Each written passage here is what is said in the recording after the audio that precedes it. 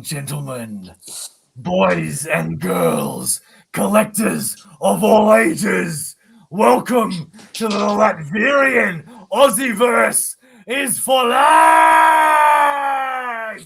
And I can't maintain that. It is Omnibo joined by Sharif, and for the first time, all the way from Wales, ladies and gentlemen, boys and girls, may I introduce you to the it factor of the world, and it is OmniLobster. It is Elan!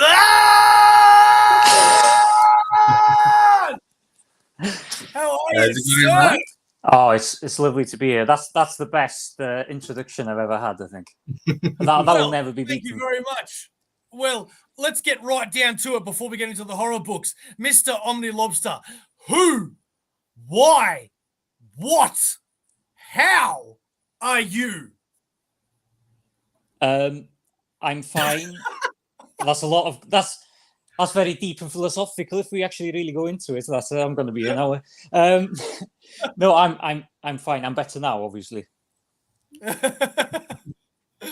We are so humbled to have you on our show. Ladies and gentlemen, for those that do not know, Elan I met through another YouTube channel called OmniDog.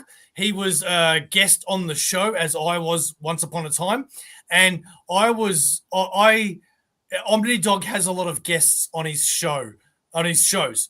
And Elan here was one of the first people that have been on the shows that I've legitimately enjoyed everything that he had to say. And I felt like this is a really, really nice person. This is a really down-to-earth person. This is a person that what you see is what you get. And we struck a friendship through Discord over that. We shared some music. Well, he shared some music with myself. And I said, that's it, man. We have to get you on the show and show the world who you are. So thank you very much for joining us tonight. It's a pleasure to be here. And I'm going to send you all the shoegaze I can. So you are all the way from Wales, sir. So tell people what Wales is like for people that have no idea what that part of the world is like. It's beautiful. You're 10 minutes from a mountaintop or a beach. Oh wow! Yeah. So that's okay. Yeah. It's very small. Close knit. We're relatively friendly, and we like making a fool of ourselves. If you couldn't tell, they like making a fool of themselves. Check this out right here. This guy went all out for the Halloween special. I tried to wear my Doom mask. It didn't work. This is a tattoo.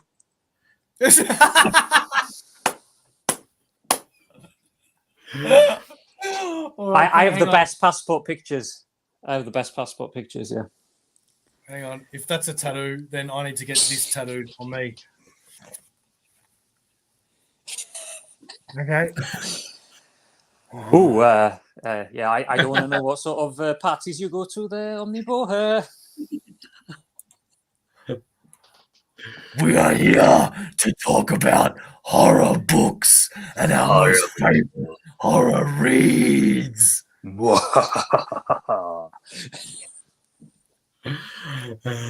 Brains. For those that don't know, that is Sharif's normal face. There's nothing scary about it tonight. That is naturally how he looks. Yeah. Hello from Belgium, Cal L. Hey, First time catching you guys live. Been loving the channel ever since discovering it not so long ago. And Cal L, we really appreciate you. Thank you so much, mate. And that is not the only people that we appreciate. We also appreciate our, if I can take this, hang on. There we go.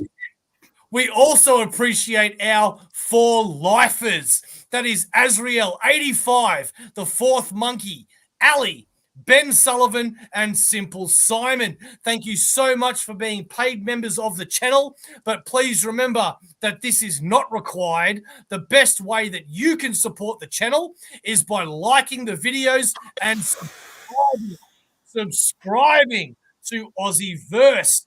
And another thing that I want to mention is this weekend is the initiative of Comics Curing Cancer. That is where 3 individuals have gotten together. They have started an initiative every single year where they make auctions and sales and all sorts of things where every single cent that is made goes towards comics curing cancer. And it starts off this Friday at 7 a.m. with Legion's Lair pop culture live stream. Then at 4 p.m. the Sketchy Show. Then the 10-1-1 with Gary B, the casual comic guy. And at 9 p.m. in the mix with the Illuminati. But it doesn't end there. It continues on Saturday with an Insomniac comic book theater, Coffee and Comics with Cliff, John's Comics with Kids, Only Slabs, and the Blame Fable and his amazing friends has been changed to Saturday Night Shenanigans, starring yours and other YouTube channels. Saturday Night Shenanigans. It continues on to Saturday, 7 p.m.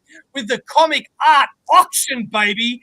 And on Sunday, it is Kicking It with K-pop, live art special, and Breakfast with Brian. And it ends with the Sunday comic book auction. This is the Comics Curing Cancer, an official campaign of the American Cancer Society with your YouTube channel hosts, Legion of Comics, Aussieverse NYC, Gary B, DJ Links, Comic Journey, Cliff on Comics, John's Comics with Kids, Rob's Fat Stacks of Comics, One Collection Down, K-Pop Junkie, and Brian LCS. And if you wanted more plug-in, then check out Aussieverse's link tree that has all of our socials as well as our merch. And if you want to be on the show just like Lobster Hybrid right here, then you can certainly be on there by emailing us or messaging us on our respective platforms.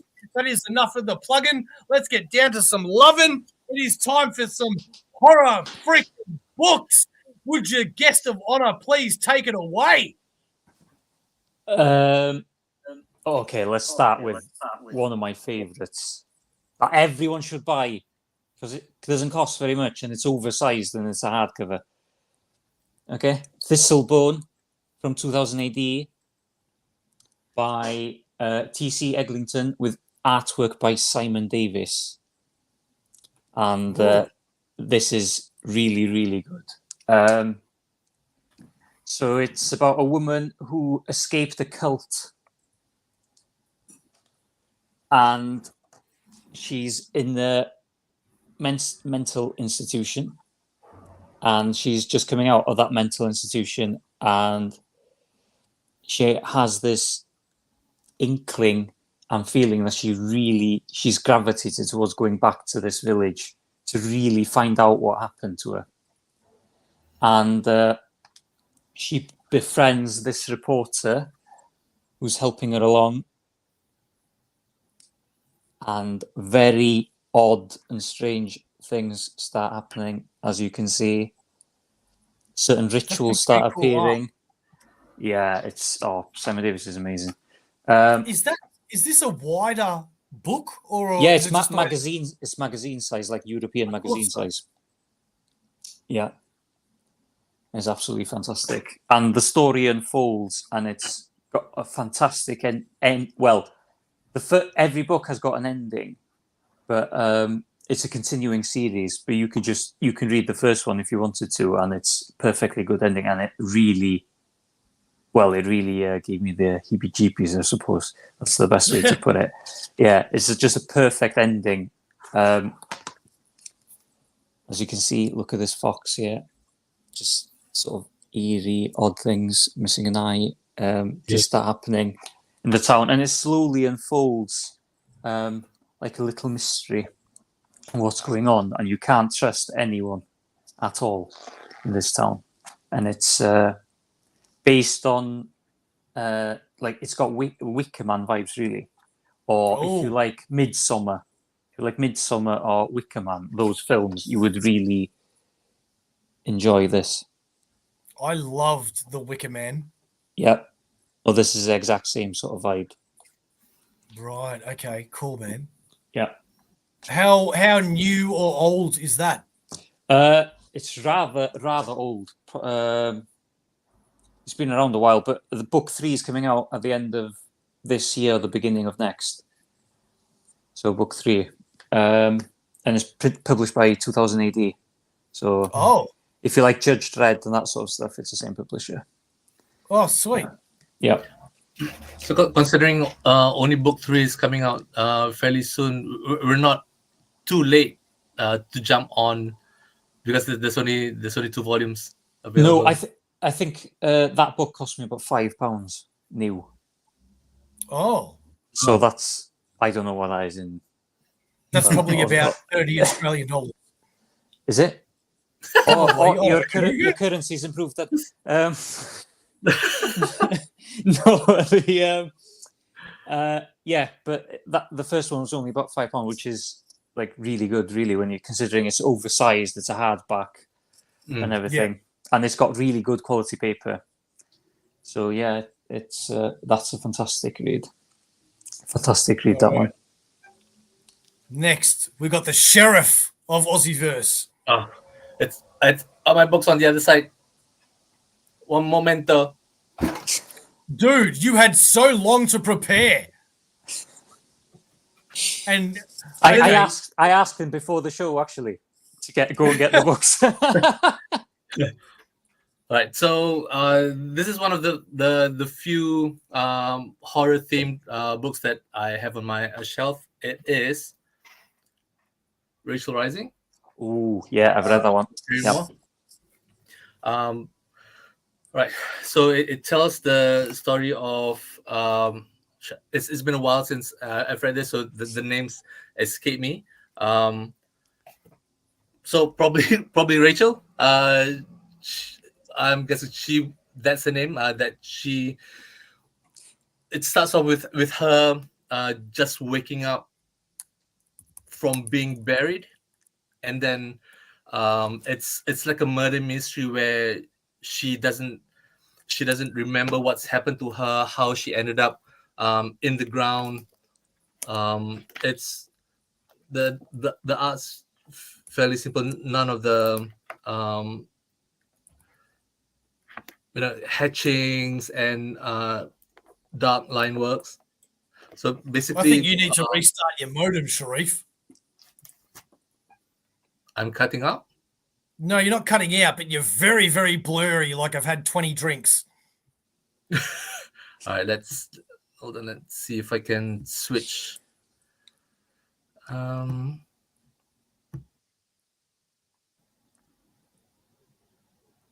This is where we play elevator music. Oh, I can talk about Rachel Rising. I've read it.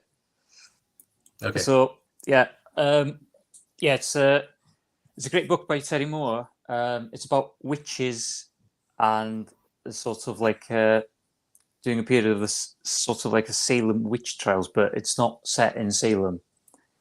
And these witches live within the town, and they're constantly living within the town through all of these years.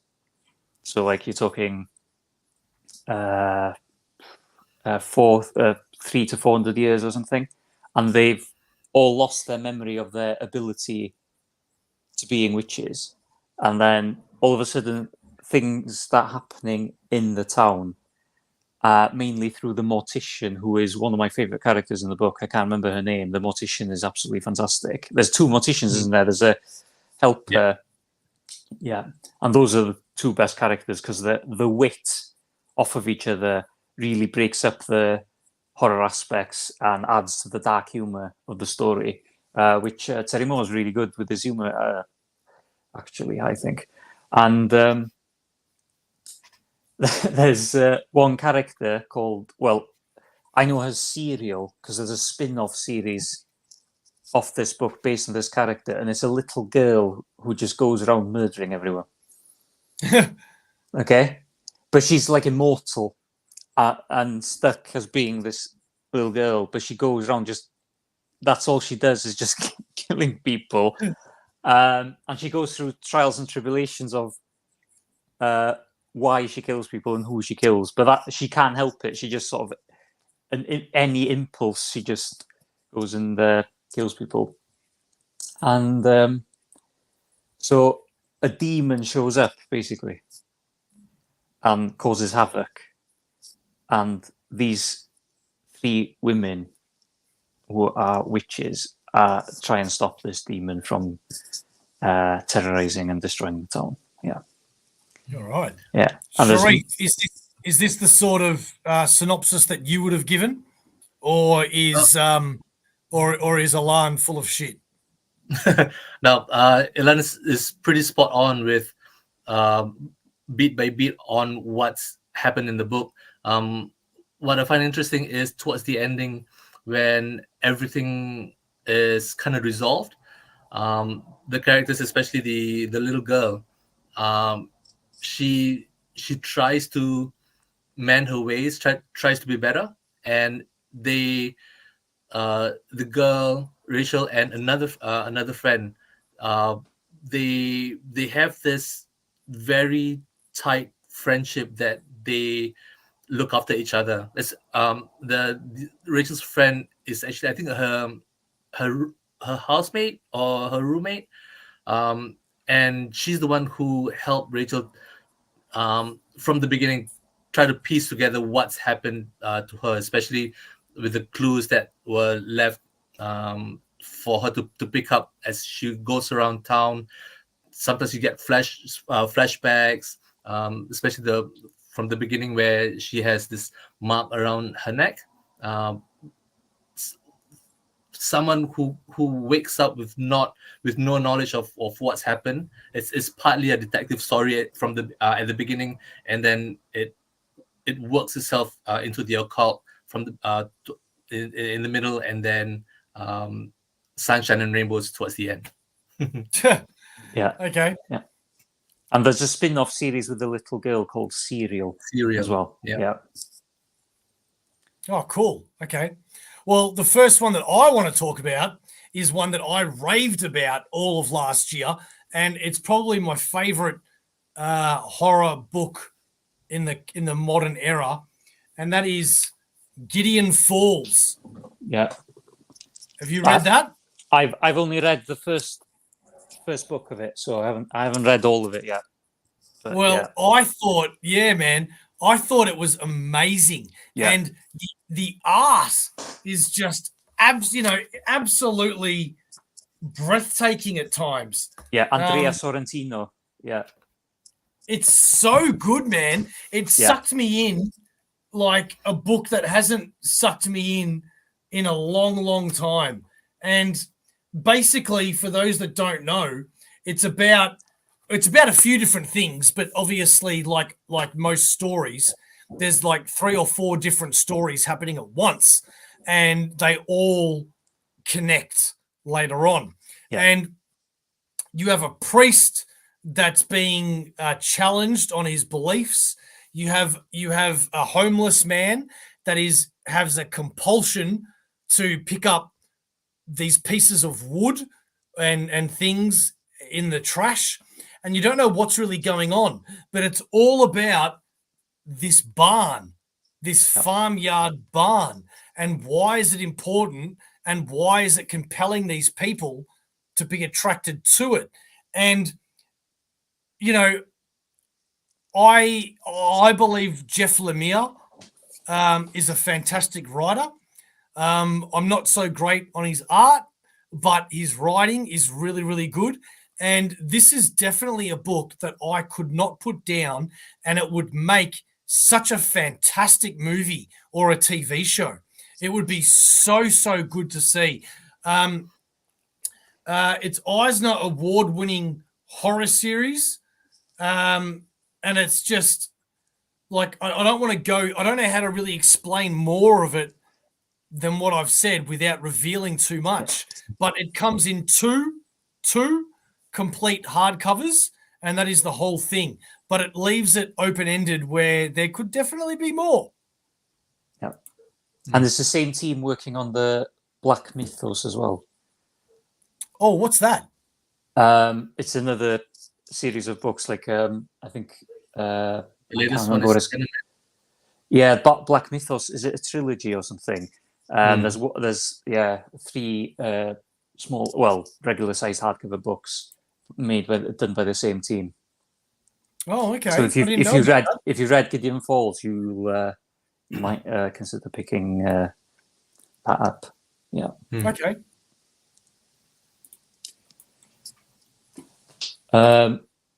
Next. Oh, Love this. This is one series that I've triple dipped in. So I was buying it in singles. This and Batman Year One were the 2 trade paperbacks I bought that got me really into comics. Really, really into comics. Before then, I only read The Walking Dead every 6 months for like 6-7 years. That's all I read. And then it had ended. The Walking Dead had ended, and I needed a kick. Yeah, I needed a kick, and this is just, it's excellent. So it's follows the story of Erica Slaughter, this person here, and monsters start appearing in villages and towns, basically. And these monsters grow on the fear of children. So that's how they're created as well. And she goes into this town and befriends a child who helps her on a journey of fighting monsters. And this child looks oddly familiar to James Tynion for some reason. He looks like a spitting image of him. He always draws himself into his own. Well, he always gets himself drawn into his own comics, if you haven't noticed. But yeah, I can't really give too much away. There's a guild of monster hunters, and she's one of my favorite characters in all of comics, actually. Erica Slaughter is. Have you read The House of Slaughter? No, I have not read The House of Slaughter. No. Neither have I, but I'm very tempted to. I'm waiting for them to announce a hardcover. Yeah, and these hardcovers as well. You need this issue to fill in the gap between the hardcovers. This volume 4. What's that? Volume 4. You need volume 4 because it's a flashback volume. And it's not in the hardcover. No, it's not in the 2 hardcovers because it's like the prelude to the House of Slaughter. Oh shit! But it contains a lot with it's her background, Erica's background of growing up and the terrible things that happened to her and what led to her being adopted by this guild. So, yeah, that is the book. That's send me that link. Okay, that's a really, really good book. That is, it got me into comics. So, wow, that's high praise. Yeah, that is a pretty cool statement. That got you into comics. Let's just hope Volume 4 will be collected in the future series towards the end, where like Elan said, it could be a flashback, and then because the covers aren't collected in the 1 and 2, hopefully that's going to be in the later volume as well. Yeah. My next book, Alex, in the chat mentioned this earlier. It's Witches by Snyder and Jock. This collection collects all the 5 issues of the series. Funnily enough, at the end, it does say to be continued, but up till now, nothing's come out yet. But it is fairly self-contained. There is a fairly good ending to it. It tells a story about this family who's moved from the city back to in the family, the mother's where she grew up, and it just so happens that this community has some weird stuff happening obviously they've got witches, they've got curses, and there's this one particular witch that inhabits one particular tree in the forest. She's got her own den buried in the ground where she keeps whoever's been promised or cursed as an offering for the safety of the town. And we find the main character was promised, and towards the end she managed to break that promise, and found out who promised her to the witch. It's when I found out who it was, I was just, oh man, this person shouldn't have done it, and it's a left curve. I can simply say that it's a curve that I wasn't expecting. So yeah, final issue. What annoys me about this book is the love letter at the end by Scott Snyder, saying how much this book means to him and how he's going to continue it no matter what. And he doesn't, even though he's going on to bigger and better things like Batman and all that he will continue this, and he realizes how much of a fan base he's got in the independent market, and then he never continues it. Yep. Like, what the hell? Another book by Scott Snyder I think is better than Witches, actually, is Night of the Ghoul. Oh, and that's got Francesco Francavilla doing the art. So have you read Black Mirror? He did Black Mirror, didn't he? So if you like his artwork, which I do, it's superb. So it's about a movie director, like an old movie director who's in a care home, and there's a mystery surrounding. There's a mystery surrounding his film, and hang on, I think we might be internet. I'll just keep talking. So there's a mystery around this cult film that's just grown and grown, like the mystery that grew around the Blair Witch Project, if it was real or not, back in the late 90s it was. And so they're trying to piece together. I keep missing you. 1 sec.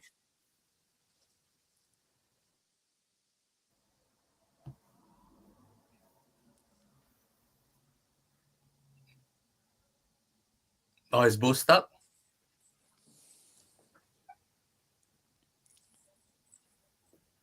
Could be from his end. Omnibo's frozen for me either. Yeah, same. Yeah. So I guess we're still good for life. We'll wait for Bo to come back on. Okay. Yeah. And so it's about this film, and they're trying to find the reels of this film or what really happened. The film ended with a fire that ended up killing crew members and cast members, and in the fire you can see the shadowy resemblance of this ghoul. And the story of this ghoul slowly unravels as a journalist with his son breaks into the care home to interview the director, who is covered head to toe in burn marks and scars. It's brilliant. Yeah, it's brilliant. Yeah, well worth it. Cool. Right. So let's see now. Oh, we're back. Yeah, I am so sorry. I lost complete internet then for a moment. Oh, good. We kept on going. Yeah. It's Sharif, okay. I cannot see you at all. All right. Elan, can you see Sharif? Well, I can see Sharif, but he's frozen. Okay, so this There's is no audio working coming really through. well right now. I might try to hotspot. One sec. We're just going to try and hotspot before Okay, we lose all of our viewers.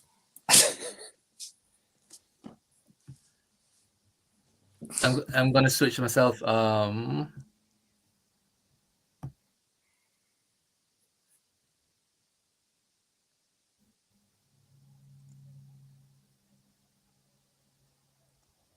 Okay, how are we doing?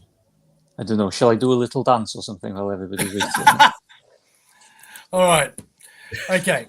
So, yes, there has been some Wi-Fi issues, and I do apologize. I missed most of that, but I'm not going to ask you to repeat it because apparently Okay. it was fine to the audience. Okay, I'll send you a link to the book afterwards anyway. So. So the next one that I want to talk about is one that I haven't even read, but it just looks cool, and I want to show it off. And that is the 30 Days of Night. Oh yeah, Slipcase. Ben Temple-Smith on art. Look at that. Yeah. How cool is this? I love the movie, so I can't wait to read the books. But I got that at a really good price, and I went, you know what? For a slipcase hardcover, I'm going to have to grab that. I need to get that. I haven't gotten that one, around to picking that one up yet. Yeah. So vampires in Alaska, basically. Yeah, exactly. Yeah. So I will go on to my next one quickly, and that is, it's a comedy horror. At times, it's more of a comedy. At times, it's more of a horror. But it is a book that I have absolutely adored, and it took me until the second volume to really get into it. But it is now a must-read, in my opinion, for anybody that has any sort of passion for horror books, and that is The Goon. Okay. Have any of you read this? No. This is brilliant. Absolutely brilliant. It's about a town that vampires and ghouls and zombies, it's all part of the norm. And the main character, the Goon, is part of this, is the leader of a gang that rules the town, but he doesn't rule it in a mean way. He rules it in a very malevolent, in a very benevolent way. And he's a nice guy. And you find out his childhood and his history as to how he became such a tough guy. And there is just such funny, horrific things that happen in this book. It's so funny and it's so good.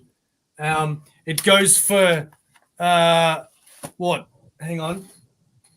How many books do I have? It goes for 5 oversized hardcovers, and it is just absolutely brilliant. If you like, your later Child's Play movies, if you like your later Freddy movies and Jason movies, all these horror ones that later become funny, then this is definitely the book for you. There is also some really heartwarming moments that make you go, wow, I didn't expect to feel such certain emotions. But even has fake ads. And it is an absolutely brilliant book. So out of anything that I recommend tonight, this is the one that I highly recommend the most out of anything.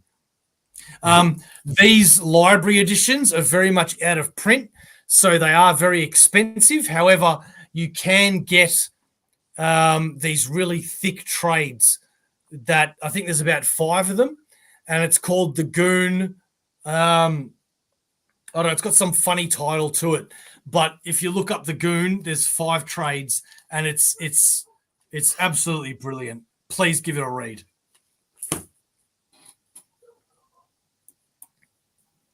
Well, I'm sold on The Goon now, so another book that Omnibo should have read. Yeah. I have not read it yet. Still, he had like a month to read this thing, and he still hasn't read it. So over a month. I was nearly 2 now. No. So this is done by the same team as Department of Truth. So it's Jameson in the Fourth, the Martin Simmons, and it's sort of a take of him on Dracula.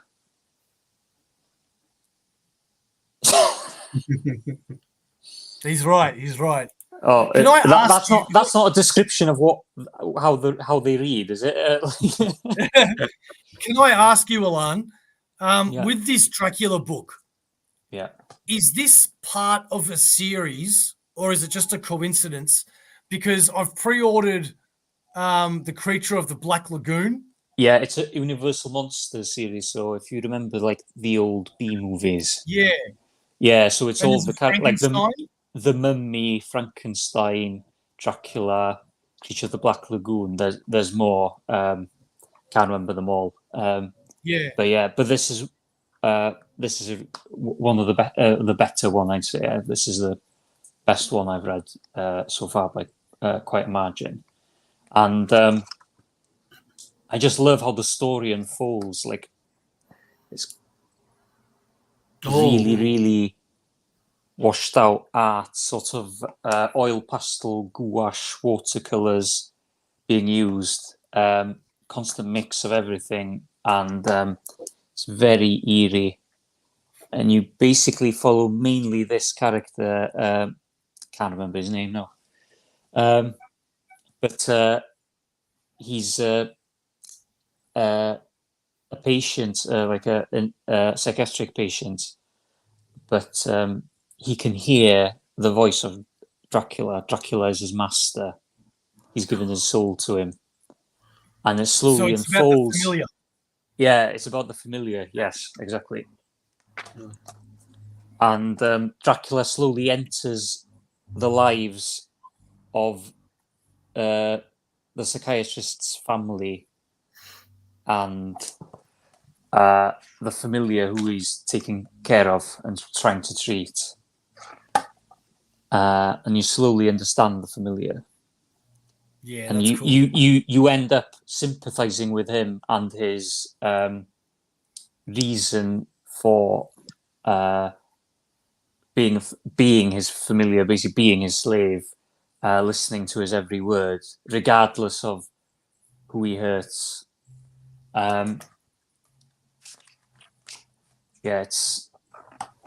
Is it anything like what it was, the movie that came out recently, Rhine Falls? No, it's his own. It's got elements of the sort of Bram Stoker's Dracula, but it's got its own portrayal, or he gives more depth into the characters, basically. Okay. Than some of the books, like to some of the characters, you just follow them and their motives, and they all have separate motives. And Dracula takes advantage of this to turn them against each other, so he can feast on them. Yeah. And Van Helsing makes an appearance there, the old man by the fireplace. Okay. Yeah, it's just superb. Yeah, it's just superb. It's a really good book. It's one and done, and a very satisfactory ending. A very poignant ending, in my opinion. Okay, that's good to know about the ending. Yeah, you have to have a good ending. Come on. Yeah, it can ruin a book sometimes. Yeah, it certainly can. Cool. The next one I'd like to share is from the team of Ed Brubeck and Sean Phillips. It's Kill or Be Killed. It tells the story of this guy. If I remember correctly, his name is Dylan.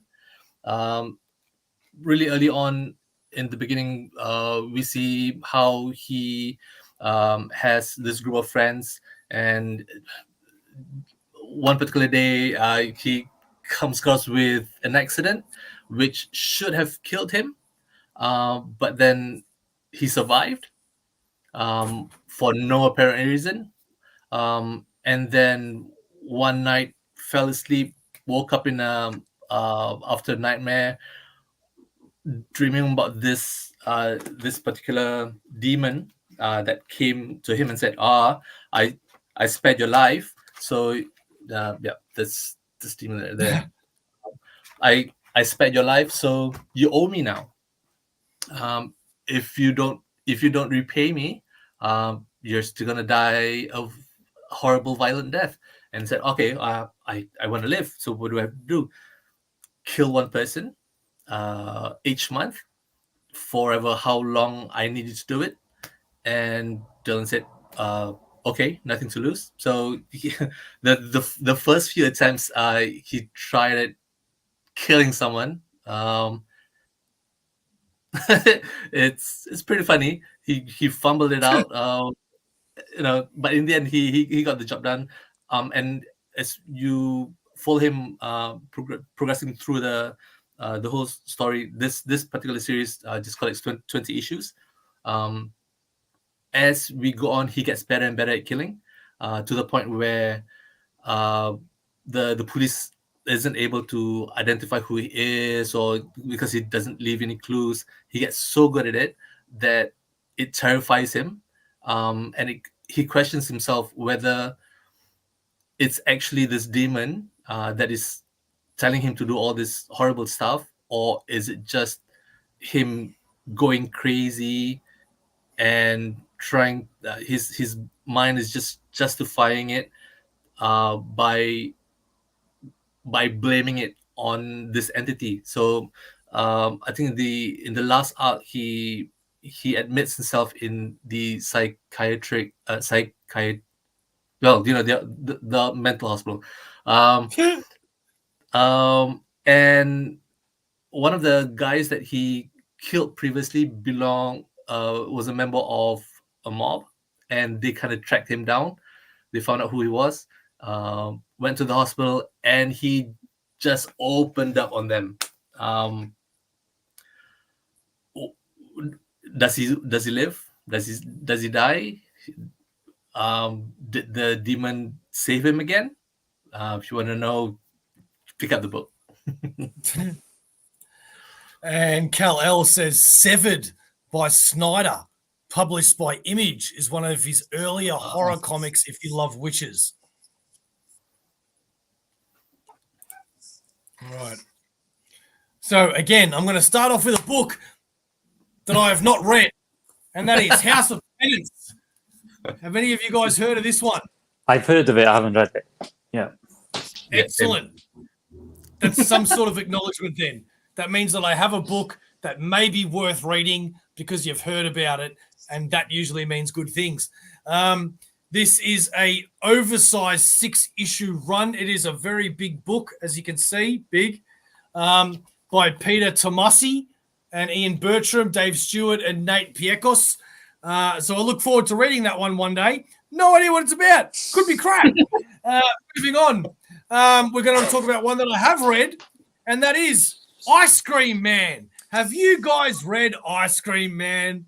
I've read a few singles from it, and I'm not as much of a fan of Ice Cream Man as maybe W. Maxwell Prince's other works. So I really like Swan Songs by him. Personally, I haven't read that. Yeah, it's a newer series by him. It's about the ending of things. So it's got a very similar vibe, but it's not really horror, although some of the stories are, I suppose. But it's the Well, same thing. It's the same thing. All of the issues are standalone, but there's an like overarching story. yes, exactly. An Yeah. overarching story. Yeah. Oh, good feedback, Kal-El. Thank you very much. One of the reasons why I love this book is because of what you just said, and that is that you can pick up an issue and read it on its own and be fulfilled and satisfied. But if you read it all, there is an overarching story, and especially when it goes into volume 2, there are single issues in here that I think are just absolutely brilliant ideas, even before I read them. Like there was an issue that is a palindrome that you can read from backwards or forward, or, you know, start to end, whatever. And it's the same. It's just brilliant, man. And there are so many issues like that that is so original. And, you know, I don't think the character of Ice Cream Man is original per se. You do have a lot of other horror things out there in the world where the main horror character is very similar to this Ice Cream Man, but there is just something about the formula that just works, and it's really, really cool. It's especially cool that you can, as a writer or a creator, have a comic book series where your random fan can just pick up an issue, or your diehard fans can read every issue and continue the story. And I think that there's not many comics that can do that. You're either committed to the story or you're just dipping your toes. And this can sort of serve both purposes.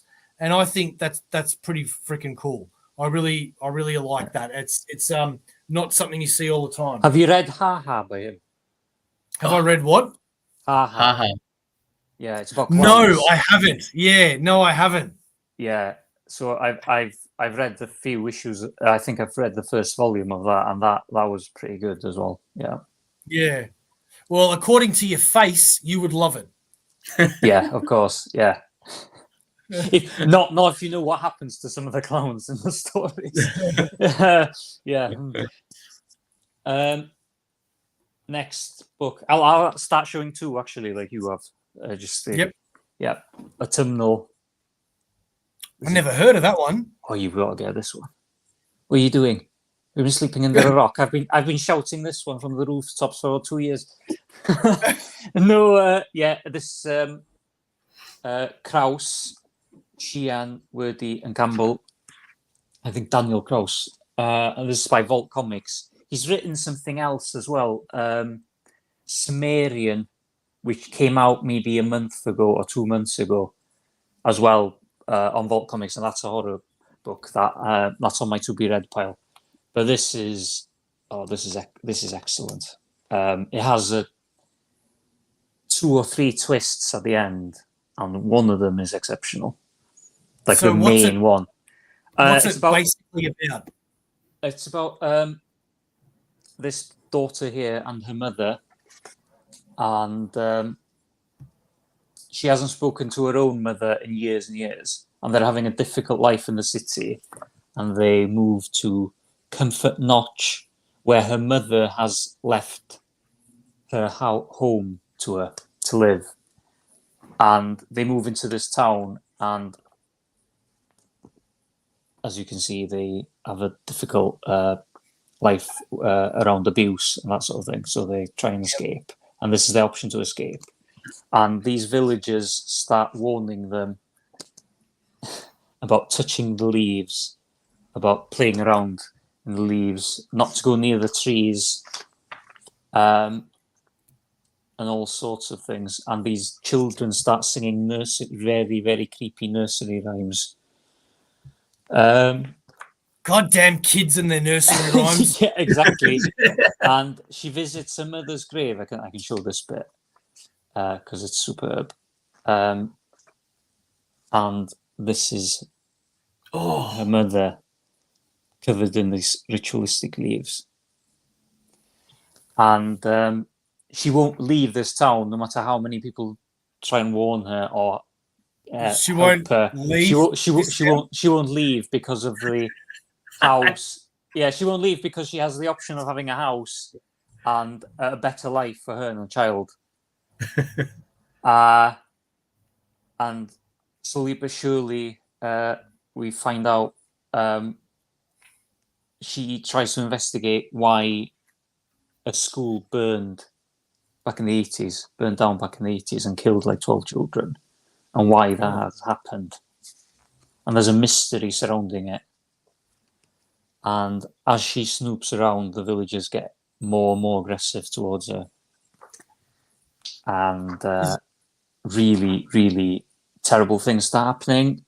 And I can't really tell much more than that because I'll spoil it, basically. Is it a one and done story? Yes, one and done story.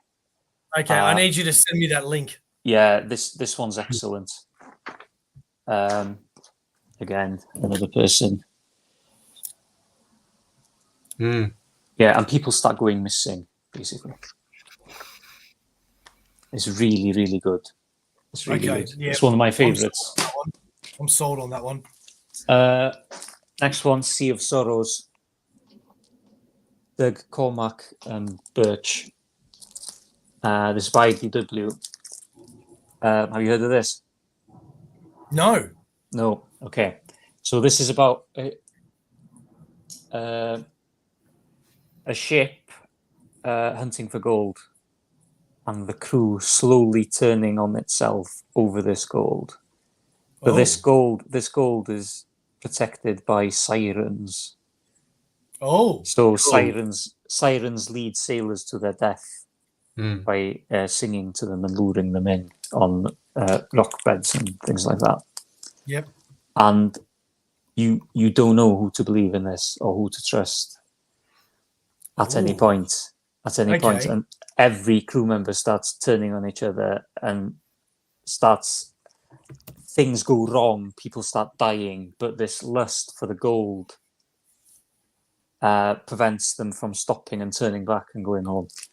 And it just gets worse and worse and worse the closer they get to capturing this gold. Wow. Okay, I like this. Yeah. So I think one bit's on the submarine as well. So very claustrophobic. It feels incredibly claustrophobic. This one's really good. This was a nice surprise, actually. Is that a one and done? Yeah. Okay, cool. One and done. 5 issues. Wow. Yeah. Okay, that's a couple of books I think I actually want to get. Yeah.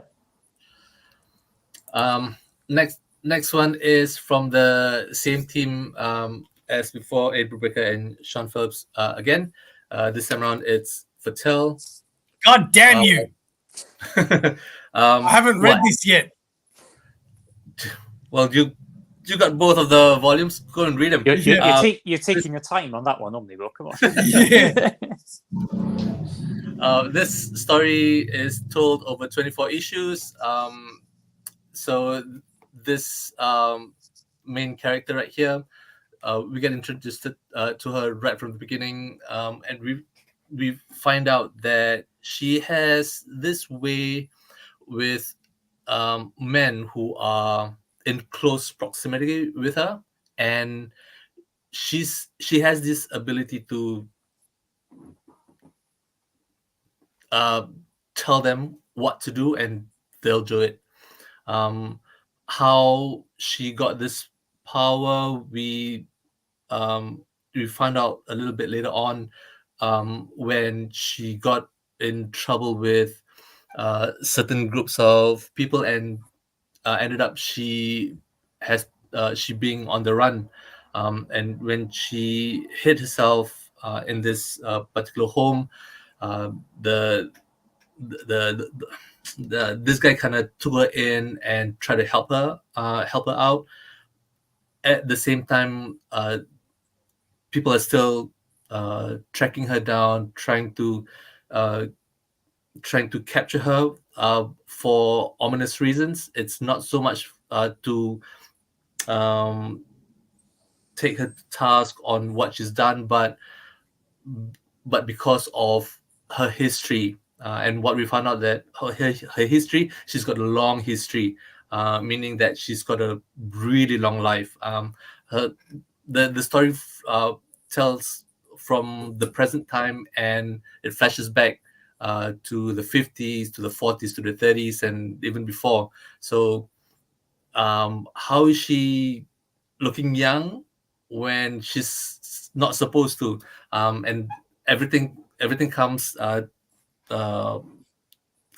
towards the end, where we found out that she was a part of a part is kind of a loose description, where she's more like a victim of this occult group, where they did some mumbo jumbo, and she was the victim of this particular long spell. And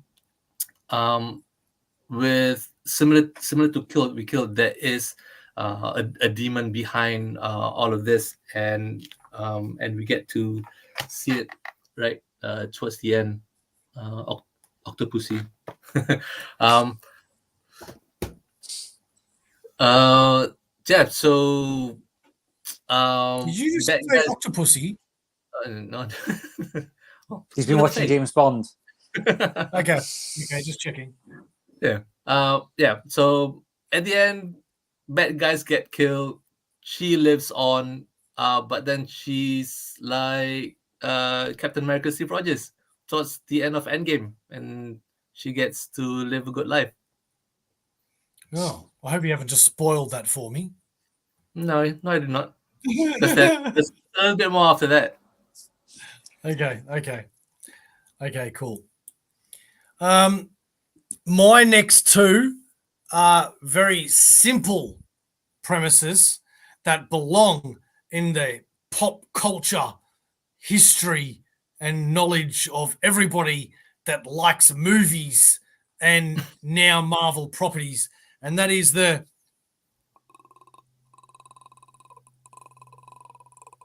Alien. What is that? Alien. No. Xenomorph. No. That is Predator. Oh, Predator. Okay. Predator Volume 1. There is 2 volumes of that. But the next one I'm going to be bringing to your table is freaking Aliens, baby, which has 4 volumes. That's right. Ladies and gentlemen, Marvel own Predator and Aliens. And if you want to read anything to do with Predator and Aliens, I highly recommend grabbing these omnibuses, because these are some fantastic freaking issues. They range from horror to comedy to drama to suspense. They are not all one genre, but if you love Aliens and you love Predator, look no further than the Marvel Omnibus. Who wins in a fight? Predator, every time. Okay. I am a Predator fanboy. Okay. The acid for blood and Nah. Okay. Nah. Okay. Next one, Homesick Pilots by Dan Waters. Ooh. Yeah. And what else is on here? Wingard and Aditya Bidikar does the lettering. Have you guys read this? No, I Haven't haven't read read it. anything. Okay, before. you haven't heard of this. Okay, this has been going on for quite a while now. I think it's on maybe volume 4 or 5. Okay. It's about a group of teenagers who enter an abandoned house. It's like a fun house at a circus. The house slowly it has a life of its own, and it likes to play games on the people who enter it. Oh. Yeah, Okay. so like think of an escape room or something. Yep. So and they have to work their way through the house, and it creates this maze around them. Oh. And this house forms a bond with this girl, and a very strong bond. It has jealousy towards anyone who's close to her. Hang on, you're describing this in. I don't know you very well, Elan, but I can already tell with your tone of voice that there is something underlying here, and yeah, and there is more to this story than what you're saying. Yeah, there is a lot more, but I don't want to spoil anything. Yeah, but yeah, it's this is a great series. I'll show you some of the art. So actually, it's got a very, I don't know what style you'd compare it to, but it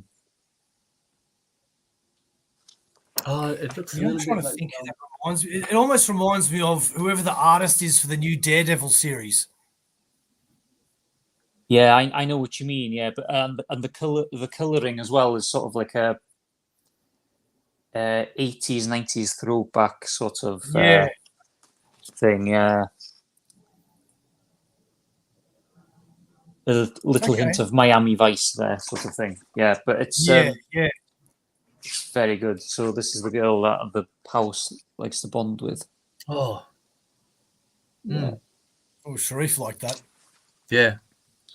Yeah, and things start turning, and when things start turning, the colours change, and it really sucks you in when it does.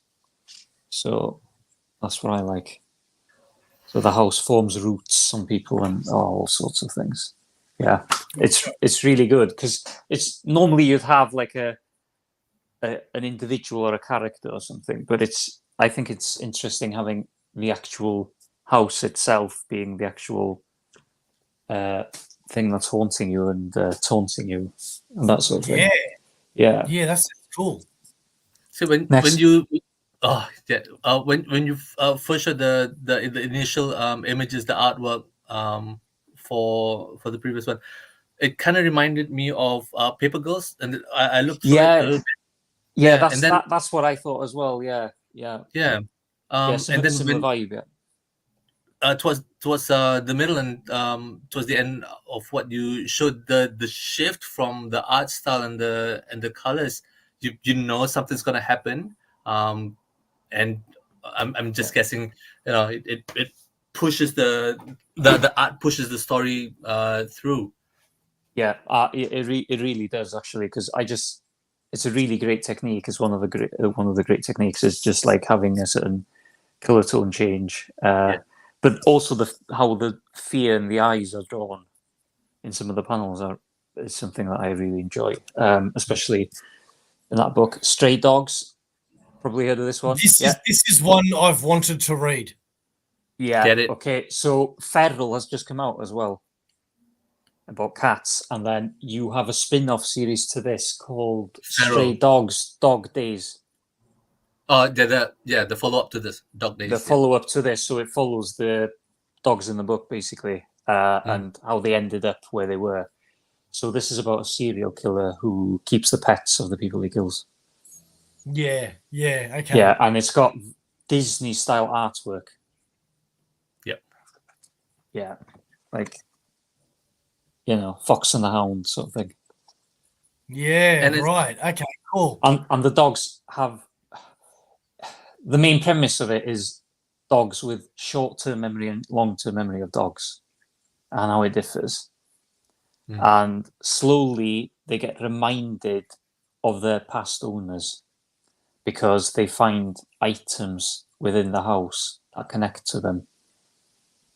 And together they start to try and find out what happened to them. That is such a cool premise. Yeah. As you can see, a flashback here of this is the main little dog. You can see she's getting the flashbacks. And some of them have been there for so long, they've just sort of accepted their way of life with this person. And these dogs live in fear of this individual because if the dogs cross the line, Eddie Van Halen just popped in. If the dogs cross the line, they get punished, and it can have lethal consequence. Yeah. Okay. Just quickly. Hello, good evening. Hello, world. I've come dressed as me from the 80s because I had nothing else to wear. And see this jacket, right? This jacket I've had since I was 16. I sewed all the patches on myself. Huh? How cool is that? This jacket's older than Bo. Actually, no, it's not. Hello. So that's single issue Steve Elan. Although in this instance he may be library edition Steve. Yeah. More like stone tablet, Steve. I really loved you in Scorpion, by the way. Thank you very much. Thank you very much. I really did. Yeah, I got to work on my tan a bit. But You should practice the Gene Simmons tongue while you're at it as well. that just hurts. What else have I got to show? Oh yeah, Shintaro Kago. What's that one? Dementia 21 by Shintaro Kago. Oh wow! Yeah, so this is a box set published by Fantagraphics. I've just started rereading it yesterday, I think. So it's a series of short stories, sort of like a collection of very similar to Junji Ito's works. And all of the stories end up having some sort of proverb or lesson for life. Oh, okay. Yeah, and the artwork can turn like people meshing into each other, heads coming out of heads all over the place. That's cool. It's more wild than Junji Ito, I'd say. Like this man having a mouth in his eyelid. Oh, okay. Yeah, but like Kago often does things to the extreme. So it might start off with one, but it'll finish off his whole face and his whole body will just be mouths. That's the sort of thing that will happen. Like the entire village ends up getting the same smile, and it follows this character who takes care of people. Basically, she just takes care of the elderly, and things just start getting weirder and weirder and weirder in her life. I'm trying to find a really good page here. But if you like Junji Ito, I would highly recommend reading this work by Shintaro Kago. Yeah. Okay. Yeah. No, you're right. That is very Junji Ito. Yeah, but Don't say this that is right. the best example probably is on the cover here. Wow, So the you art see, of that. yeah, you see all the little versions of her coming out of her mouth and her ears and Yeah. the nostrils and everything. Yeah, and then there's another one here on the back with the. She's like a. What do you call them? A bubblegum machine. Yeah. Oh, the babushka dolls, the Russian dolls that are inside each other. Yeah, as well. There's one story like that as well. Yeah, but it's fantastic. If you love Junji Ito and his short story collections, like The Enigma of Arigama Vault, those sort of stories by Junji Ito and his short story collections, I highly recommend Shintaro Kago. Yeah, he hits different to Junji Ito. He just hits a different note of creepiness. That just sort of freaks you out. Yeah, and very good body horror if you enjoy that sort of stuff. I love me some body horror. Okay. Steve, you got something for us? Oh, God, no pressure. Look, I'm going to be absolutely honest here. I don't read a lot of horror stuff. As a matter of fact, probably the only horror comic I've got is Blackest Night, but everything dies, so that's pretty horrific. I really want to just touch on a couple of movies that are coming out, which I'm excited about. So First one is the remake of Salem's Lot, which I believe came out yesterday. If you haven't seen the preview, check it out. It pays some really good homage. It's set in the same era as the original movie, and it's a lot more creepy than the original movie. The original movie was creepy, so that's worth checking out. Stephen King novel, Nosferatu. Yeah. Yep, Yeah. correct, King, mate. Yeah, very good book. Very, very good book. Nosferatu, the trailer for that looks amazing. Very dark, very gothic. Apparently, it's quite gory and stuff, so that's going to be awesome as well. I think that comes out, funnily enough, Christmas Day. Or Christmas Day in Australia. And the other one is one that hasn't been talked about a lot. It's called Wolf Man. And we haven't seen a good werewolf flick in ages.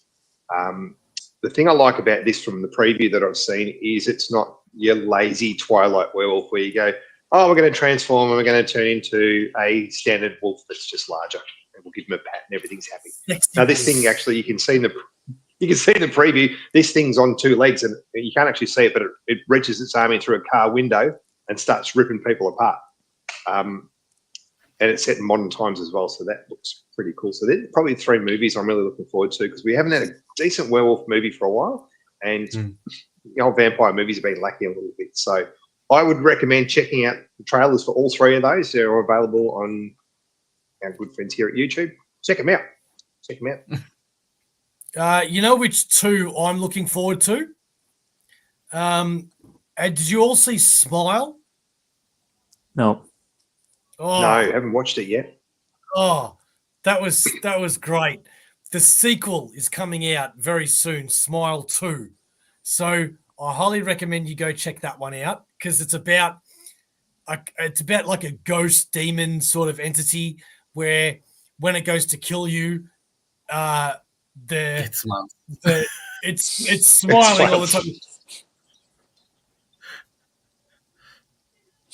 Like this creaky looking thing all the time, you know, and it's really, really cool. And the next one, I've forgotten the name of it, but I believe it's out now, and it's got Demi Moore in it, and we haven't seen Demi Substance. Yes, we haven't seen Demi Moore in years. So I would like to believe it's a good film based on her accepting the role. But it's not an original concept, but it looks to be really well done. And it's about people that want to be more beautiful and they take a drug and they become more beautiful with horrifying after effects. And judging by the trailer, it looks really cool. So I'm hoping it sticks the landing and it is a good film. But yeah, I'm only judging it by the trailer, but that looks really cool. I can't wait to see that. An older film I'd recommend is The Witch. It's not that old, but it's got who's the actress in it was a chess show on Netflix. The Queen's Gambit. Queen's Gambit, yeah. Who was the main actress in that? She's in the film. It's called. And I believe it's also, I think it's done by Robert Eggers, who's doing Nosferatu. Yeah. So that's a fantastic film. A family in 1630s New England is torn apart by the forces of witchcraft, black magic, and possession. Yeah, and it's brilliant. And the ending is brilliant as well. 7.0 out of 10. Yeah, soundtrack is superb. That's good for a horror film. A lot of people give good scores for horror films, yeah. There's also another one which is coming out very shortly, and they're showing some screenings now, which is Terrifier 3, which is about Art the Clown. Now, apparently, I was reading a review today that in one of the cinemas in the UK, 11 people walked out within the first 5 minutes because of the first scene, and 1 person vomited. That makes me want to see it more. Correct. If people are vomiting and leaving and crying and complaining, I want to see it. Flashbacks. Well, the same thing happened with The Exorcist. You don't want to sit next to them. You don't want to sit next to them, do you? You just make sure you've got a bit of space between everyone else in the cinema. Take a spare popcorn bucket that's empty. Yeah. All right. So apparently that's unbelievable. pretty full on. All right, my next two. We can't talk about horror without talking about The Walking Dead, but I was about to say MFers, but no, we're not going to swear. This is the You Walking changed. Dead, ladies and gentlemen. Have you seen the TV show? Did you get bored by season 5? I don't blame you, because so did I. However, the book is so much better than the TV show. Some characters in the TV show are very, very different than in the book. Some characters in the book are a lot cooler than their characters in the TV show. And I'm not really that much into black and white comics. I don't mind them. You know, I just need to get into them before I forget there's no color. And this is one that I got into very, very easily, and I couldn't stop. I just couldn't put it down. So if you were a fan of the Walking Dead TV show, but you got bored and sort of went off it, which I believe a lot of people did, then you need to read the book, because this is a much, much better version of this story than the TV show. The Walking Dead by Image Comics. Thank you very much. Just a warning, Glenn's fate is exactly the same. That is, So if you're hoping for a different fate for Glenn, you're doomed on that one. the next one is the Joe Hill House, the Joe Hill House comics. Ah, yes. I was going to say there are what 1, 2, 3, 4, 5, 6. There are 6 books in this box set, and I've only read one, and it is the one that you just showed, A Basket Full of Heads. And in this one, it is about a woman that cuts off people's heads, and the heads continue talking to her. And it was a great series. I really enjoyed it, and I look forward to reading the rest of these titles. If you're not sure who Joe Hill is, who is he? Stephen King's son, is he? Stephen King's son. That is right. Who is best in the world to write horror other than Stephen King? The guy that probably was tormented as a child. Another series by Joe Hill is Lock and Key as well. That's a fantastic series. It's much better than the TV show on Netflix because it has serious consequences for the decisions that the children make with those keys. Yeah. That's good to know, because I have the book here and I haven't read it yet. Yeah. It's a lot darker. Didn't realize it was by him until I turned around and took a look. Yeah, neither did I, actually. All right, who's next? Sorry, just a Stephen King thing as well. I think he has a pseudonym too, Richard Bachman. Is another name that he uses to write books. Okay. Oh yeah. Plunge. Okay. I'm Plunge. really interested in The Plunge now because I love the film The Thing. Oh, So.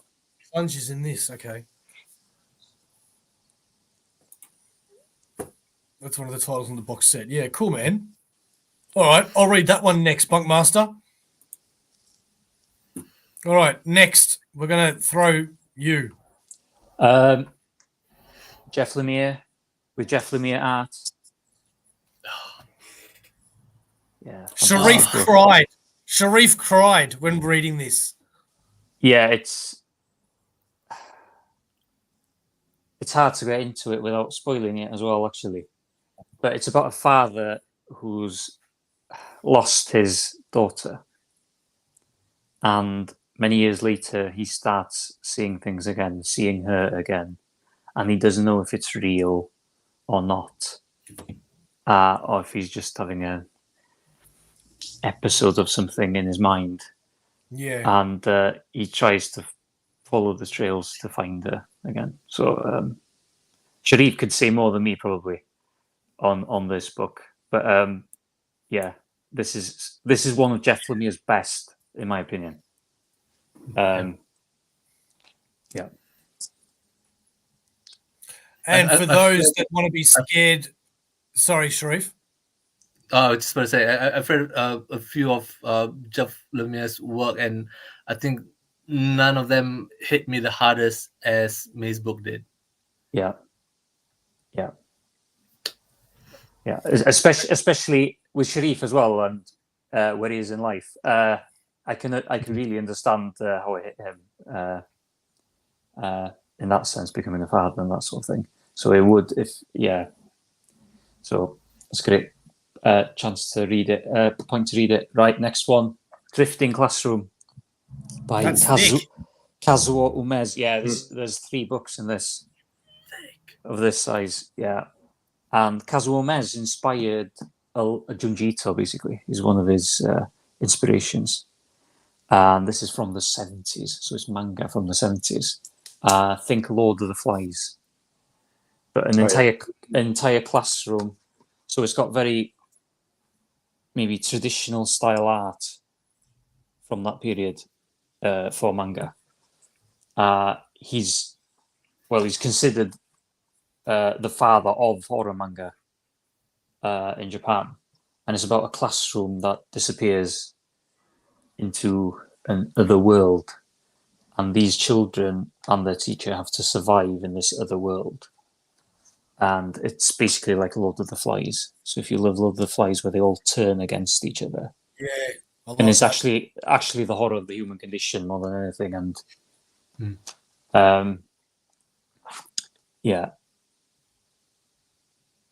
a fantastic series, this one. And collected in these very nice hardcovers as well. Some binding. Yeah. So if you like the classic stuff and you want to explore the classic stuff, or what inspired the modern horror manga, maybe you should explore Kazuo Umez. Yeah. Okay. I'll be back in just one moment. Nope, that is the wrong picture. It's still here. Yeah. There we go. Right, cool. My next book that I want to share is it's Black Hole by Charles Burns. Before we jumped on the conversation on movies and all that, there was a mention about body horror, and this book has tons of body horror. I'm just gonna quickly show the body horror here. It's actually an allegory of the stuff that you could catch with teenage sex if you sleep around. Yeah, it's the best sex education book there is. So I've only read like the first chapter of it. Haven't gone through the book yet. What I know of the book is all from reviews and all that. I do have to jump back onto the book to find out what it's all about and how it finishes. Charles Burns has just released another book recently as well. I can't remember what it's called now. It's this week. I think it's in my cart. Just waiting for the. Yeah. So if you've already read Black Hole, maybe dip it into another one of Charles Burns' work, because his artwork is fantastic. Yeah. I think as far as mine, that's all mine. Have you got anything else? Only the stuff that only Omnibook can show, because I've sent him pictures of it. True. Yeah. Okay, so speaking of that, this is where we go into our segue of who is Comic Bookaroo? I'm glad you asked, because they are our sponsors. They are Australia's #1 online comic book store. Here's a word from them. Comic Bookaroo, proud sponsors of Aussieverse for all your comic book needs. Graphic novels, hardcovers, omnibuses, single issues. Don't forget to pre-order every Sunday at Comic Bookaroo.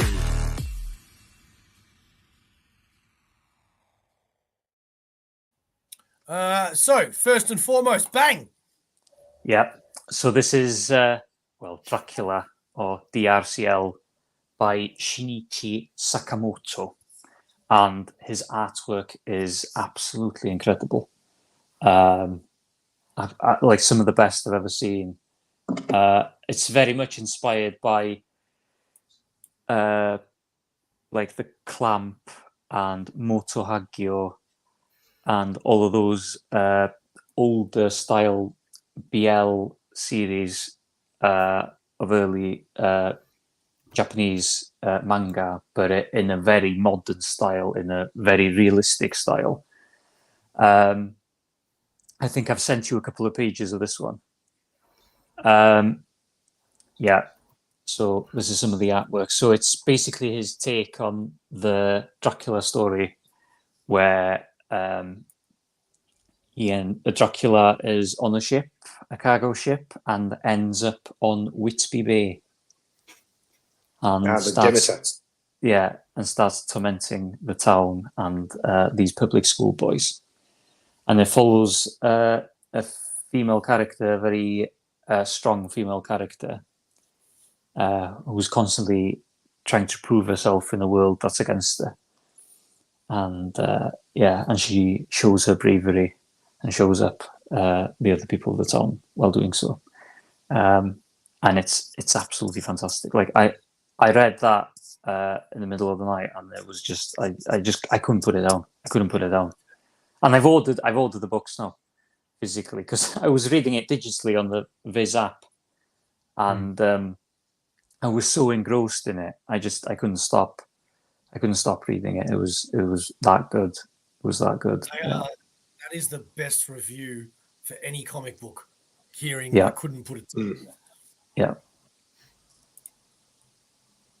Cannibal by Masaki Ninomiya. This one's kind of creepy. It's about a policeman who gets his new role in this rural village in Japan, where the old policeman went missing.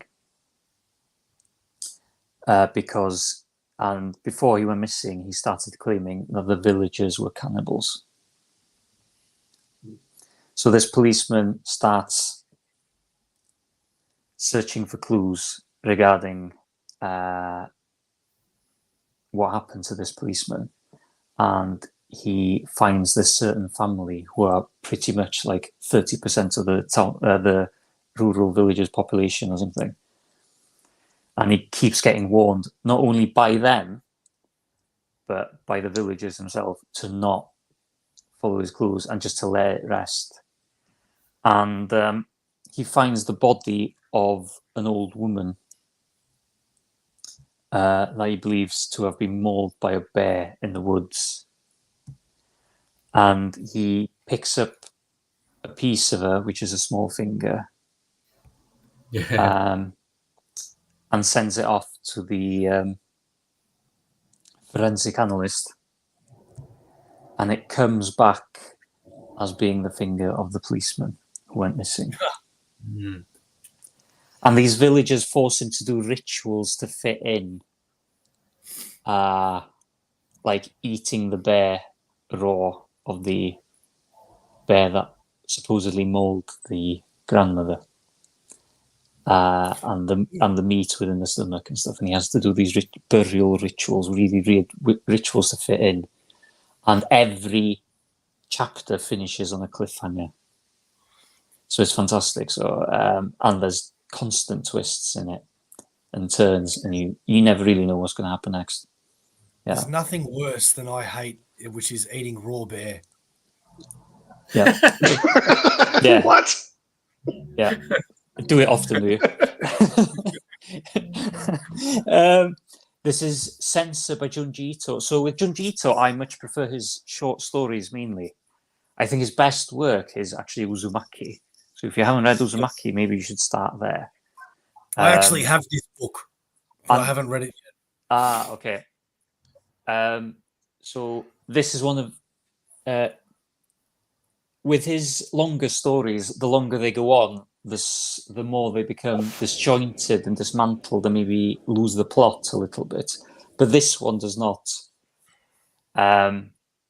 This one really works. So this is about a village that's underneath a volcano in Japan, and from this volcano, there's these like hair strands, gold hair strands, and they all embed into this village. And this young woman finds herself lost in the mountains and comes across this village. And these hairs start sticking to people and have like magical powers and all sorts of things. So they can focus in on the universe and what's going to happen and predict the things that are going to happen. And there's multiple time zones going on at the same time. And they all link together towards the end. It's a great ending. So, yeah. I've got about 10 of his books, and I've read about 4 of them. So I've got a little bit to read. Yeah. Have you read Tom Ye? No, I don't. No, hang on. I do have that one. And no, I haven't read it. Yeah, okay. That's another one of his... that's one of his earliest works, actually. Yeah. The first 3 chapters are his earliest works because he entered it into a competition. I've read Uzumaki. Yeah, Uzumaki's fantastic, yeah. Yeah, and I've read the cat one. Oh, his own cats, about his own cats. Yeah, the Cat Diary. Yeah. That was funny.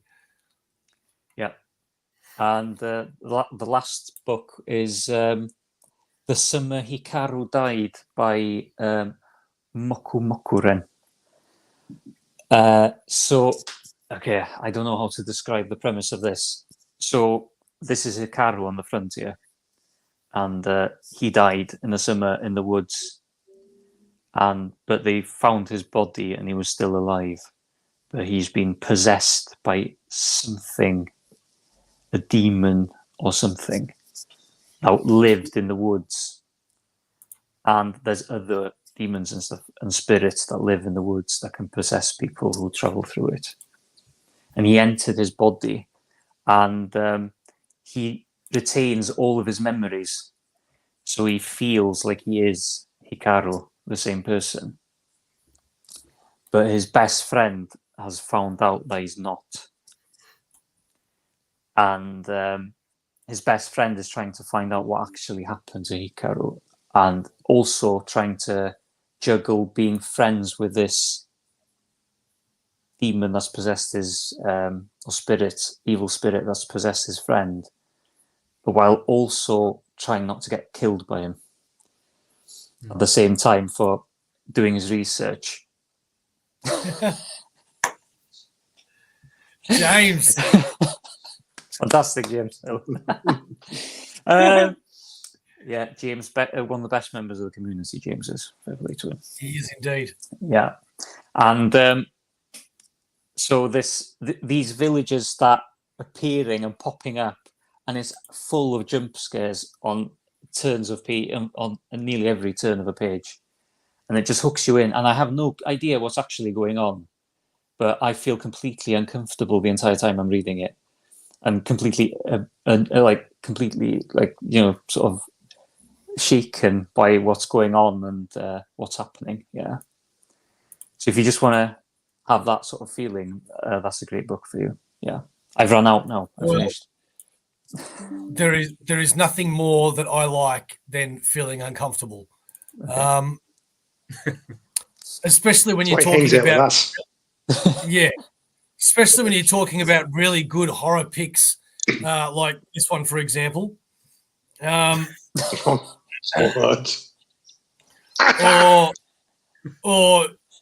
the even scarier one is this one, for example.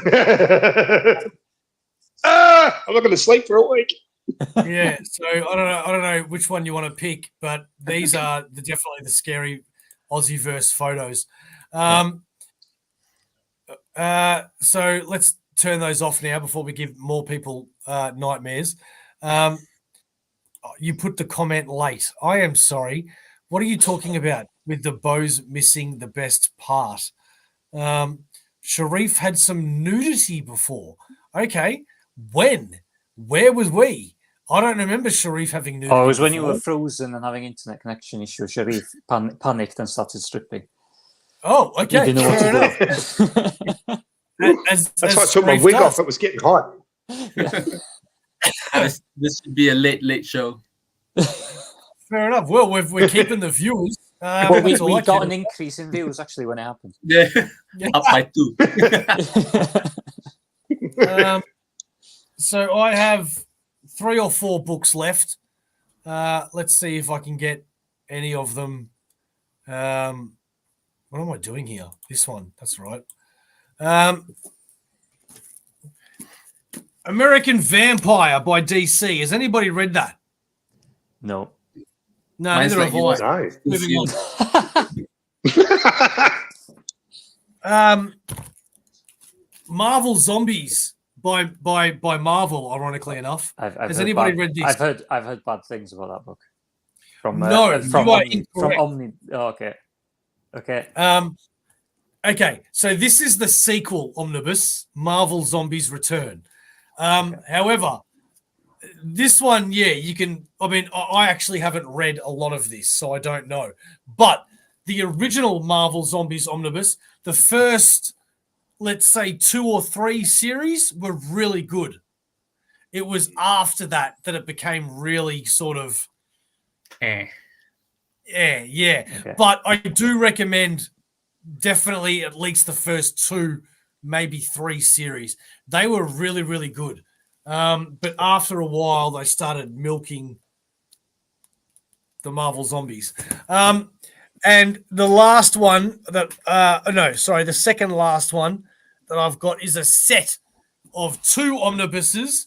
If you don't like your modern era horror, but you like your old horror, then can I recommend you the Marvel Monsters Omnibus, where it has plenty of monsters with 1 syllable, and they're very giant, like Blam and Groot and Zix and Zooks and Books and Hux and Looks. And all the monsters are very simply named, but the stories are actually really, really cool. I've got to admit, these were sort of ahead of their time. And if these were done today, people still probably wouldn't give a shit, but they'd still be written really, really well. And I'm telling you, it's a good read. And I guess the last one that I want to talk about today is Deceased by Marvel. No, DC. Deceased. Otherwise, it'd be called Marvelist. Has any of you read this? No, it's by Tom Taylor, right? It is. Yep. And I haven't read that one. it's actually really cool, man. Correct. It's about what if the zombie plague affected the DC universe. And, you know, they did these homage covers from movies, Nightmare on Elm Street and whatever that one is. And, you know, It and something else. Steve has remembered something he wants to go grab now. And look at these. Like, they're just cool covers, man. I love this one. This is stunning. Yeah. See it all that well, but the covers are just amazing, and you're right, mate. It's a bloody good story. Hang on, It is. That's better. It is 4 hardcovers. No, it's more than that. No, it's 4. Well, I've got 5. 5. No, you don't. Yeah, I do. No, you don't. I do. And the you one don't. that Omnibo doesn't have is out of print now as well. Yeah. 1, 1. Yep. Okay, I got that one. 2, Yeah, I've got that one. 3, Yeah, I got that one. 4. No. Yeah, I got that one. Yeah, I got that one. And 5. There's 5. Currently 5. Well, you weren't going to swear on this episode. No, sorry, you're right. There's 5. You're not making it up. It's just that the spine is not as readable on the 5th book as the other 4. Yeah, okay, we all believe And this. Yeah. and the spines look awesome. Love the spines. They look Yeah. really good. Yep. Yep. He's I been saying, have- "Oh, I don't read horror comics." I actually have some. Yeah, there you go. See, it's not just your it's not just your home photos. Correct. What? Oh no, that's my son's ex-girlfriend. Oh, that's not going to go down well. Anyway, have you guys Good. got any Don't tell other him about books? the episode. Good riddance.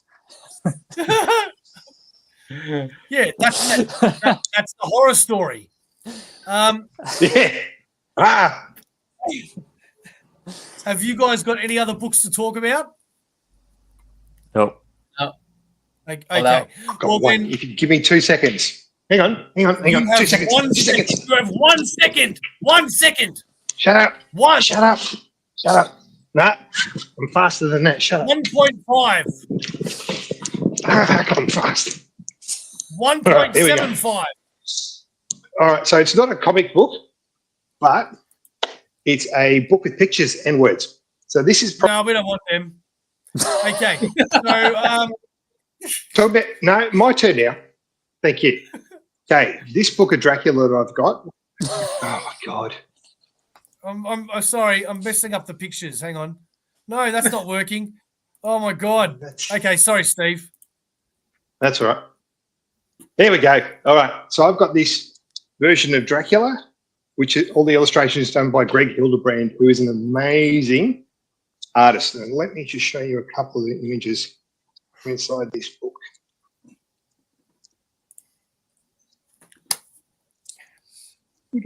Sorry, not really helping. I should have been James. prepared. James. Oh, DC Omnibus coming out next year. Awesome. So just that's just, it's sort of older style art, but it's absolutely stunning. Really cool. Really cool. And obviously it's such a good book. Just the story is amazing as well.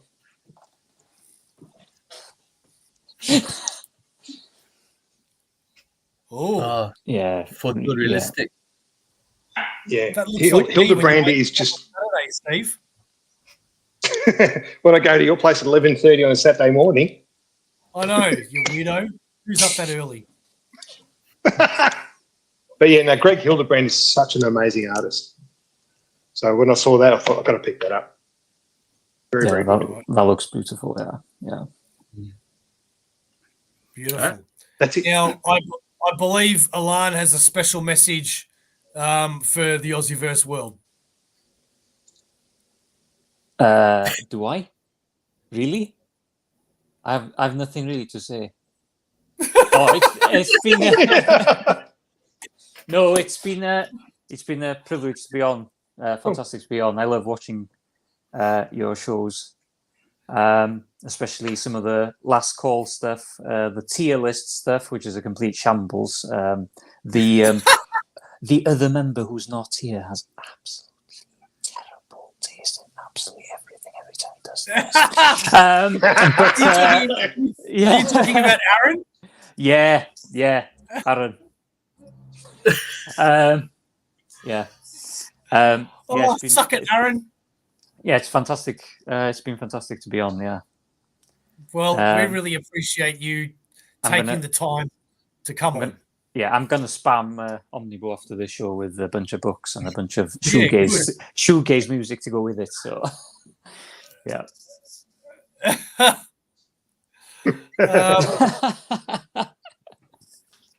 Hey, look, Elan, I think so highly of you that you are pretty much the only reason why I have Discord. I mean, there is another, maybe one or two other reasons, but when it comes to socializing, you're the only reason why I have it, because you refuse to be an old man like me and have Facebook and Instagram and other social media platforms. You will only do Discord with your 1 million threads. And I'm like, fine, if I want to be friends with this guy, I have to conform to his version of society's communication. Yeah. All the Something best people are on there, though, so that's why. Which is funny because Steve and Sharif aren't. So, yeah, Yeah. I agree. Yet. I am. Is he? I'm on ours and in the Injustice Discord as well. So Well, I have never seen you say a single word in any Discord that I've been a part of. how are you just not in read the and watch. OmniDog Discord? What's The that? OmniDog Steve's not in the OmniDog No. Discord. No. You got to Sharif- join there, Steve. I didn't know that was a thing. Sharif barely fucking has Instagram. So it's just like, seriously, What should read? stop, seriously, Sharif, you're not 80 years old yet, mate. Can you just get with the program, okay? We're not asking you to Snapchat. We're asking you to do what most people have these days. Forget TikTok, forget Snapchat. Get on frickin' Instagram. Yeah, I know it's very similar to Facebook, but for crying out loud, Sharif, when trying to promote Aussieverse and yourself, and it's not going to happen. You know what, Sharif? You can just take a time out. Okay. So Poor Sharif. what else have we got? Have we got anything else? I can't. Hey,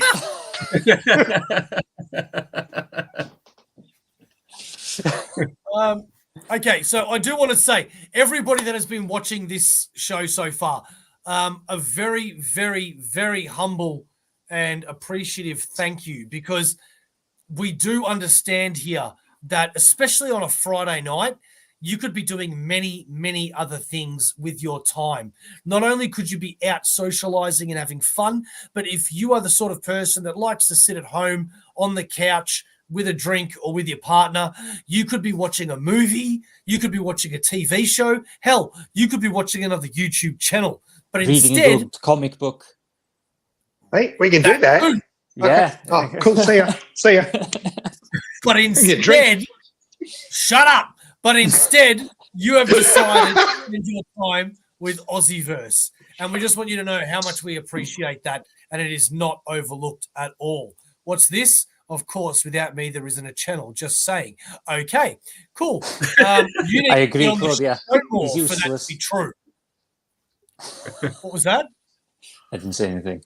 Well, Wise man. Wise man. So yes, thank you very much for watching. We really do appreciate it. If you are watching and it's your first time here, we are on the road to 1,000 subscribers, and we would like YouTube to start giving us some money so that we can stop paying for StreamYard. So if that is something that you happen to care about a little, or even not very much at all, then please subscribe to the channel to help us get there, because Steve is about to be evicted from his house and he has a family. And he'll sell the family before the books. Correct. Yeah. So we need to make some sort of money on YouTube to be able to support Steve and his family, because I've met his wife and I've met his kids and they're really nice people and we don't want them on the street. So if you have a heart and you don't want a family on the street, then maybe subscribe. This is emotional blackmail. Is it working? I hope so. No? Okay. Okay. I picked Steve's family over Sharif's, because something about Steve's face seems a lot more I need help than Sharif. Punchable. So, He's got those puppy dog eyes. Yeah. Follow now or Sharif won't join Instagram. Sharif is already on Instagram, but he is so far behind in the marketing, he can't even think of a comic book name. He is just Sharif. God damn it, Sharif. Pick something. Call yourself the Shining Sharif or the Custom Book King or something. The Sheriff of Buckingham.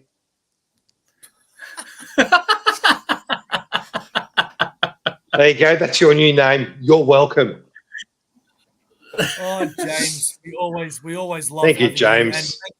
And Thank you for accepting the moderator spanner as well, because we now have Claudia, we now have you, and I'm pretty sure I gave it to a third person, but I can't remember who that is right now. Okay.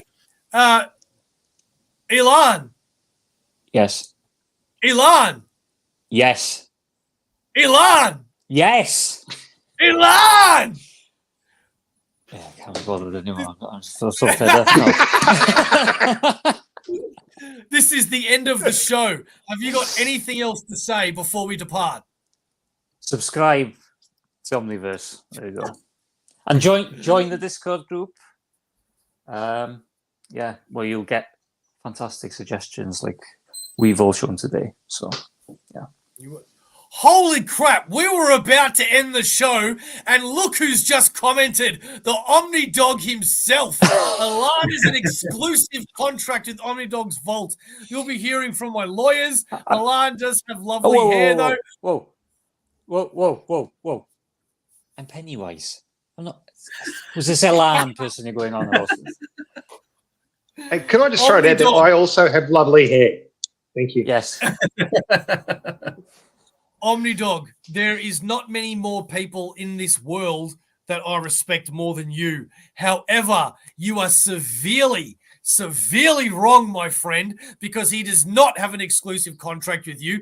We signed a brand new contract this morning that has a clause that says he will no longer be appearing on the OmniDog's Vault. No, he's lying. Ignore him. He is now exclusive to Aussieverse. And I'm sorry, but the whole country of Wales is now going to be Aussieverse, Aussieverse subscribers. Thank you very much. Yeah. I'm just assuming you have that much sway. I'm not going to deny anything or confirm anything. Yeah. No comment. So coming up on the show, we have, where are we? We have next week, we are live again at the same time on Friday, 7 p.m. with Lipway, who is that amazing artist that was on the show a couple of weeks ago. He is going to be drawing live on the show, which is absolutely amazing. We then have Madcaps Comics on the 26th of October. The 2nd of November is the CBC Awards. And we are going to also be on OmniDog's show on the 16th of November. That is going to be all of Aussieverse on OmniDog's channel. And last but not least, we have the founder of Boom Studios coming to Aussieverse on the 4th of October. That is right, the founder of Boom Studios on the 4th of October. It doesn't get much better than that.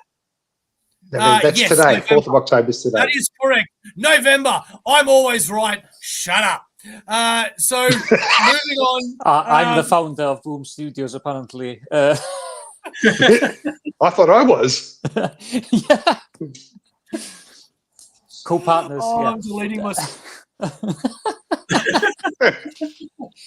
Finally some peace and quiet. Yeah. Oh, God. Everyone breathe. We've been Everyone waiting breathe. 2 hours for that. Oh, no. Everyone breathe. Imagine us being on with him for every week. I feel for you, boys. Twice a week. Oh, shit. We just Oh, we hi, miss boss. you. Yeah. Hi, I boss. thought you guys liked me. Only when Oh, you're you on. heard all of that, did you? I thought we were Oh, friends. no. Okay. Oh, we're really sorry you heard all that. Thank you very much, ladies and gentlemen, boys and girls, collectors of all ages, for joining us tonight on Aussieverse. It has been an absolute blast. We really hope that you have appreciated Elan's OmniLobster's contribution to this show. If you do want him back, please sound off in the comments and let us know. And even if you don't, guess what? I don't care. We want him back. So please come back on the show sometime soon. Sorry for single issue Steve's tardiness. He has a life and has children, therefore he comes late. Sharif also has a family, but he doesn't let that stop him. No, he just lets his internet stop him. Thank you very much. We really appreciate all of the views, all of the comments. We really appreciate you. And the last comment of the night is from Sonation Comics saying, we only like you for your body. Thank you very much. Here is a tit pic. And OmniLobster, last but not least, what is Aussieverse? The whole of Wales, apparently. Okay, we appreciate that, but no, you are wrong. Single issue Steve, would you please tell the world what is Aussieverse? Certainly will. Planet Earth, Aussieverse is and always will be for life. What is it, Sharif? Like my friend Steve said, Aussieverse is for life, baby. That's right, Aussieverse is for life. Let's see if our guest gets it correct. What is Aussieverse? Forever. No. Oh, crap. Oh, damn. I messed it up, didn't I? No, for life. Thank you very much. We'll see you next time. Subscribe to the channel. We need more subs. Thank you very much. Love you all. Leave you later. Any other horror books that you want to let us know about, please leave it in the comments. We want to know about them. Thank you very much. Catch you later. Thank you, Mother, for the rabbits. Yibbity yibbita.